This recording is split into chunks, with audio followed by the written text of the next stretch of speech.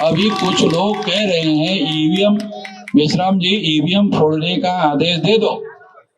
मैं इससे सहमत नहीं हूं। ईवीएम फोड़ने के लिए मैं अभी आपको कोई आदेश देने के पक्ष में नहीं हूं। चुनाव आयोग को विचार करने के लिए 10 दिन का और समय देता हूं। 10 दिन के बाद फोड़ने का वीडियो बनाऊंगा। 10 दिन के बाद 10 दिन तक चुनाव आयोग के अधिकारियों को सोचने के लिए समय दे रहा हूं। कुछ लोगों ने मुझे कहा, क्योंकि ये सारी बातें आपको समझ में आ जाए, अरे इतनी जल्दी आप वोट देने का मामला, बैलेट पेपर का मामला करोगे तो इतनी जल्दी बैलेट कैसे छपेंगे? तो उनको, हमारे लोगों को जानकारी तो होती नहीं है। अरे कैंडिडेट का आखिरी नाम डिक्लेयर होने के बाद छपाई का ऑर्डर होता है भाई। और गधे लोग, अरे हमारे लोग जो है ना गधे लोग, अरे उनको समझ ही है नहीं ज्यादा।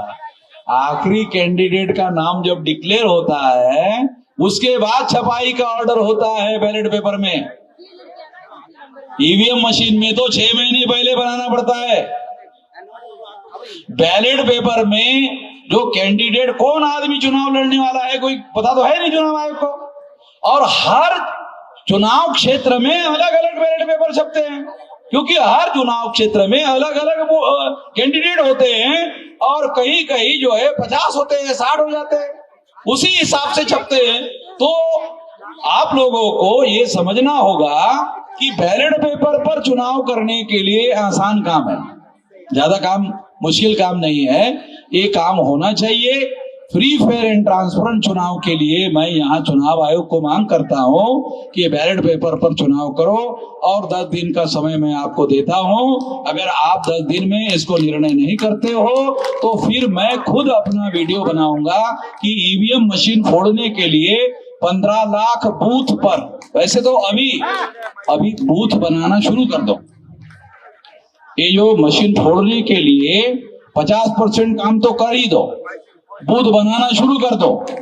अगर बूथ बनाने से चुनाव आयोग मान गया, अगर चुनाव आयोग मान गया, बूथ बनाने से मान गया, तो ये बूथ का उपयोग शासक वर्ग बनाने में करेंगे।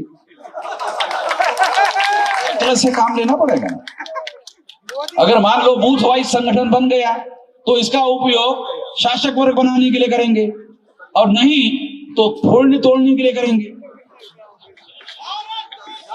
तो इसलिए आने वाले समय में मैं ये आखिरी बात कहना चाहता हूं, आप शांति से सुनो, और ऐसा कहकर मैं अपनी बात समाप्त करना चाहता हूं। आप यहाँ बहुत भारी संख्या में 32 राज्यों से लोग आए हुए हैं और सारे देश भर से आए हुए लोग हैं।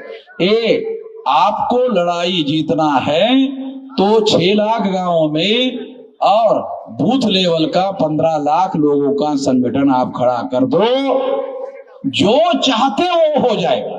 15 लाख बूथ का अगर आपने संगठन बना लिया तो आप इस देश में जो चाहते हो जाएगा।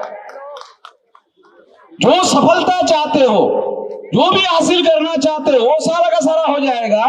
ये करो। इसलिए मैं अपनी बात यहीं पर समाप्त करके आप लोगों का धन्यवाद ज्ञापन करते हुए अपनी बात यहीं पर समाप्त करता हूं, और साथियों को निवेदन करता हूं कि वो धन्यवाद ज्ञापन करते हुए आप लोगों का समाप्ति की घोषणा करें।